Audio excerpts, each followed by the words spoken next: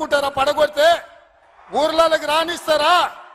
ఊర్లలో ఎవడన్నా ఈ ప్రభుత్వాన్ని పడగొట్టాలన్న ఆలోచన చేస్తే మీ ఊర్లో యాప చెట్టుకు కోదండం వేసి కొట్టండి, లాగుల తొండలు ఇడవండి. ఇది ప్రజలు ఎన్నుకున్న ప్రభుత్వం, ప్రజలు ఆశీర్వదించిన ప్రభుత్వం, ప్రజల కోసం పనిచేస్తున్న ప్రభుత్వం. ఇది ప్రజా ప్రభుత్వం. ఆడ అనుకుంటుండు 1,00,000 కోట్లు పెట్టి కట్టిన కాళేశ్వరం కూలినట్టు ఈ ప్రభుత్వం కూలుతుందని. నీ అయ్యా నువ్వు దోపిడీకి పాల్పడ్డావు కాబట్టి ఆ కాళేశ్వరం గాలి వస్తే కొట్టుకుపోయింది. ఈ ప్రభుత్వం గాలి కాదు కదా, నీ ఖాందాన్ మొత్తం వచ్చినా బోర్ల బొక్కలు పండబెట్టి తొక్కుతాం.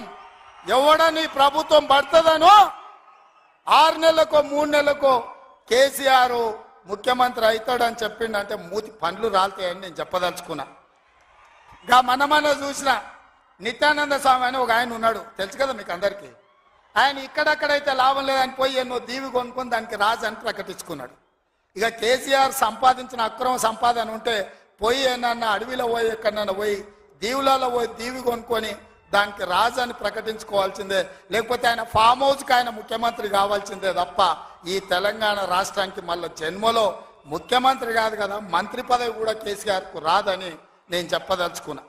నువ్వు చేసిన పాపాలకు నువ్వు పాపాల భైరవుడివి. ఈ నిరుద్యోగ యువకులను, ఉద్యమకారులను, అమరవీరుల కుటుంబాలను, రైతులను, దళితులను, గిరిజనులను, మైనారిటీలను, మహిళలను నిలువు దోపిడీ చేసి నిలువున ముంచిన నువ్వు, నీకు సిగ్గన్న ఉందా మళ్ళీ పదవి కావాలని అడగడానికి? నీకు కొంచెమైనా రోషం ఉన్నదాన్ని నేను అడుగుతున్నా. ఆయన మాట్లాడుతున్నాడు 6 నుంచి 8 పార్లమెంట్లు వస్తాయి. ఏంటికొస్తే మళ్ళీ 6 or 8 ఇస్తే మోడీకి అమ్ముకుందామనా?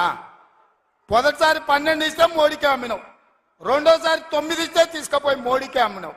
మారు బేరగాలి కాక ఈడ ఎంపీలు కొనాలి, ఈడ ఎంపీలు గెలవాలి, ఢిల్లీకి వెళ్ళి మోడీకి అమ్ముకోవాలి. దీనికోసమేనా నీకేసే